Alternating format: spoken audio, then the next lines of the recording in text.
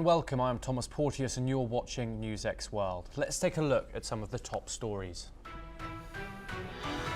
US President Trump says he's not talking to Iran and insists he's not offering Iran anything amid tensions over nuclear strikes. His comments dismiss speculation about the behind-the-scenes diplomacy with Tehran.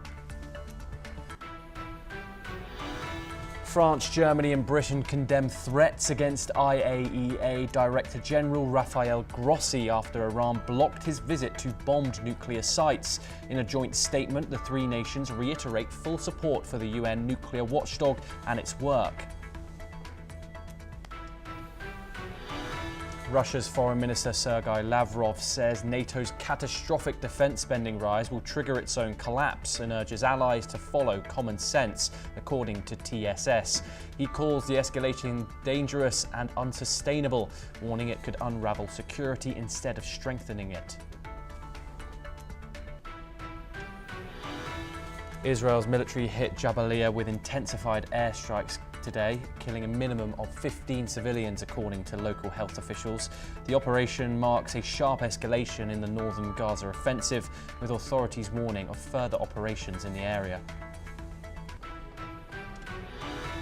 Kremlin spokesman Dmitry Peskov says peace talks depend on Kiev's stance, US mediation and battlefield realities. 5 months into Trump's term, his campaign promise to end the war in a day remains unfulfilled as fighting grinds on. UN Secretary-General Antonio Guterres calls on nations to rev up the engine of development amid inequality, climate chaos and conflict.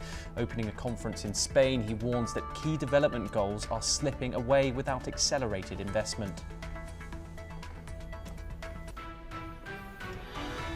Canada scraps taxes on US tech giants, paving the way for new trade talks with Trump and Mark Carney to secure a deal by July the 21st. Ottawa says the move aims to repair ties after Trump halted talks in retaliation over the disrupted tax.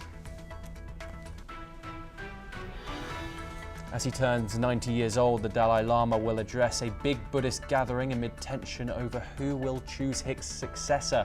Beijing insists it will pick the next Dalai Lama, but he says his reincarnation will be born outside China, possibly in India.